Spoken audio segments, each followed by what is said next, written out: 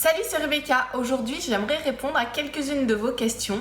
Et avant de commencer, je vous invite à télécharger gratuitement ma formation sur les scènes si vous ne l'avez pas encore fait.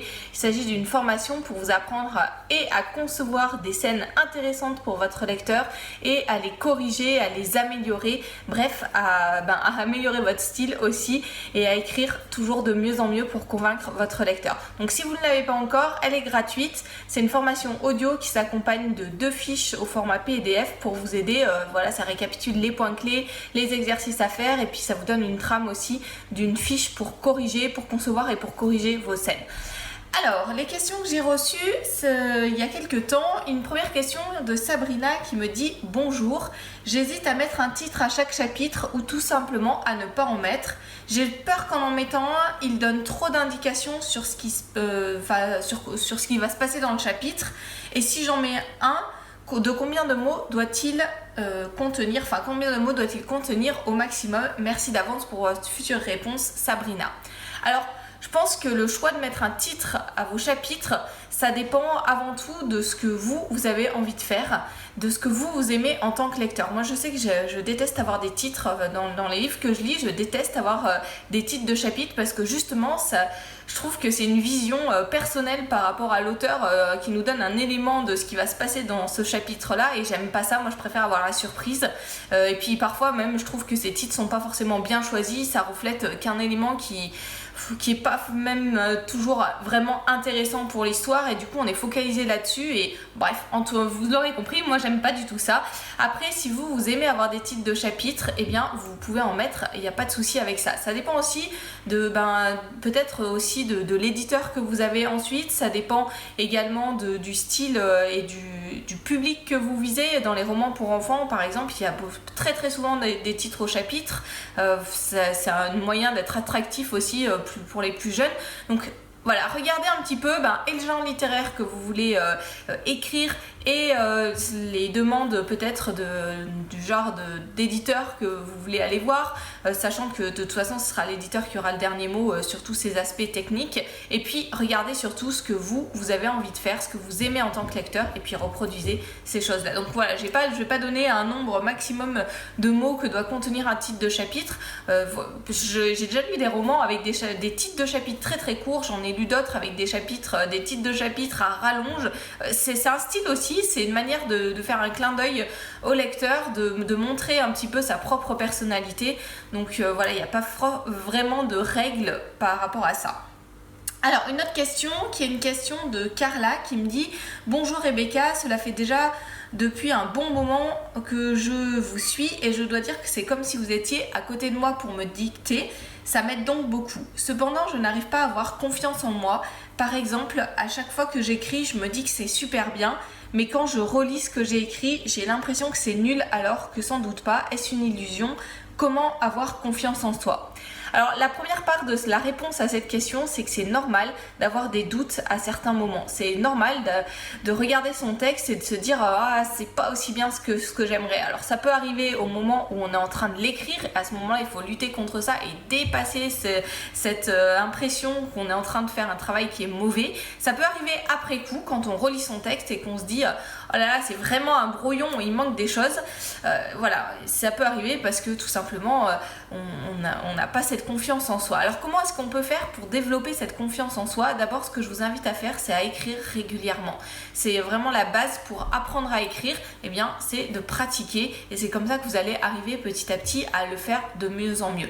Renseignez-vous aussi sur les techniques d'écriture, c'est quelque chose qui est passionnant, vous le savez si vous me suivez depuis quelques temps déjà, mais c'est quelque chose qui personnellement me passionne et qui peut vous passionner si vous y plongez un petit peu le nez dedans, comprendre les mécanismes des histoires, comprendre comment est-ce que vous pouvez faire pour aller un petit peu plus loin sur les points qui vous posent problème, etc.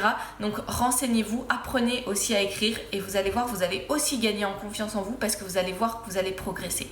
Et puis un autre moyen de gagner en confiance en vous, de voir si ce que vous pensez de vos textes, c'est vraiment quelque chose qui est réel, c'est de montrer vos textes à des lecteurs. Alors bien entendu, c'est pas facile à faire, mais c'est vraiment essentiel. J'en discutais encore hier avec une amie que j'ai rencontrée. On a parlé d'écriture, elle est plutôt du côté des mangas, et du coup on en discutait, et elle me disait qu'elle montrait ses scénarios à plein de personnes, et je lui ai dit c'est la clé, il faut que tu continues à le faire, parce que si tu montres tes scénarios, si on te donne des conseils et si tu les appliques, c'est aussi comme ça que tu vas progresser. Et c'est pas toujours facile de se prendre des critiques, quand on se fait mettre le doigt sur un point qui va pas, ça touche toujours, c'est normal, mais ça veut pas dire qu'il faut pas le faire. C'est comme ça que vous allez progresser, c'est comme ça que vous allez prendre confiance en vous. Donc voilà, quelques conseils pour Carla, et puis pour tous ceux qui se trouvent dans cette situation-là, qui n'ont pas vraiment confiance en leurs écrits, qui se demandent si ce qu'ils font est bien ou pas. Une dernière question, une question de Abby qui me dit qu'elle vient de terminer son premier roman, qu'elle en est à l'étape de la correction, et que grâce à mes conseils, elle a réussi à boucler son roman en 1 mois et demi. Et voilà, et en se relisant, elle trouve qu'elle passe trop vite sur certains événements, mais elle a peur d'ajouter des passages inutiles, parce que voilà, elle veut pas ennuyer le lecteur. Et elle me dit aussi que son histoire se passe dans un village, que les personnages doivent souvent se déplacer d'un bâtiment à un autre, et comment est-ce qu'elle peut rendre ces déplacements intéressants. Alors, une des premières choses, c'est, je pense que c'est une question vraiment essentielle que soulève Abby, d'arriver à corriger son roman en mettant des passages qui sont utiles, en rajoutant des passages utiles et en enlevant ceux qui sont inutiles. C'est vraiment un équilibre à trouver, un équilibre que vous trouverez peut-être pas directement comme ça, mais c'est en lisant, en pratiquant, en montrant vos textes comme je viens de le dire, que petit à petit vous allez voir ce qui est vraiment utile pour l'auteur. Alors on peut savoir un petit peu ce qui est utile chaque fois que vous arrivez à présenter un personnage pour le rendre plus vivant aux yeux du lecteur, pour lui faire comprendre vraiment qui il est, ça c'est des choses utiles. Vous pouvez mettre des passages utiles quand vous décrivez aussi le contexte, alors bien entendu sans faire des descriptions à rallonge qui ennuieraient le lecteur, mais en mettant des éléments qui permettent d'immerger le lecteur dans l'histoire, en mettant des éléments qui font avancer l'intrigue. Tout ça c'est des choses qui sont utiles pour votre histoire. Après c'est très difficile à dire comme ça simplement sans avoir lu votre roman, oui ça c'est utile, ça c'est moins utile. Prenez le temps quand vous relisez de vérifier que les actions importantes, les personnages importants, les lieux importants, enfin tout ce qui est essentiel pour votre intrigue, vous le développez bien à fond pour pouvoir immerger votre lecteur. Et puis ce qui est moins essentiel, peut-être qu'il y a des choses à enlever là-dedans. Donc voilà, un équilibre qui n'est pas facile à trouver, comme je vous ai dit, mais montrez vos textes, pratiquez, renseignez-vous, et petit à petit vous allez aussi progresser sur ce point-là. Pour ce qui est de rendre intéressant des déplacements de personnages comme ça, quand il y a beaucoup de déplacements dans un même lieu, sachez tout d'abord que vous n'êtes pas obligé de décrire chacun de ces déplacements. Vous pouvez très bien à certains moments faire sauter le déplacement, et puis les personnages sont dans un lieu, dans une maison par exemple du village, et puis ils se retrouvent, je sais pas, dans l'église, vous mettez une petite étoile et puis ils se retrouvent dans l'église à un autre moment, et vous sautez ce passage de déplacement. Donc ça peut être une première technique pour ne pas surcharger en déplacement. Une autre technique que vous pouvez utiliser, c'est tout simplement de mettre des éléments essentiels en plus de ces déplacements. Vos personnages sont en train de discuter de comment est-ce qu'ils vont mettre en place leur plan pour aller, récupérer je ne sais trop quoi dans le village voisin, parce qu'ils en ont besoin pour accomplir leur quête et atteindre leur objectif. Ça peut être une idée.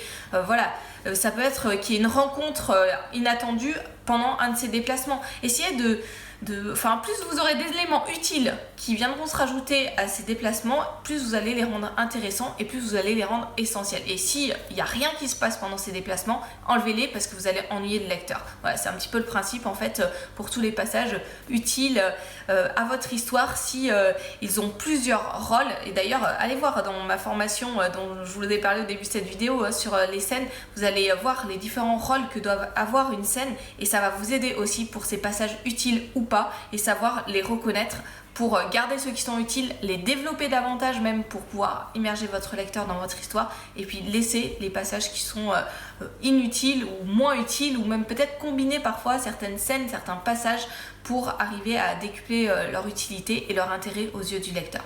Voilà quelques conseils autour de ces 3 questions qu'on m'a posées il y a quelques temps. Donc je vous rappelle que vous pouvez télécharger gratuitement ma formation sur les scènes et puis je vous retrouve bientôt pour d'autres vidéos.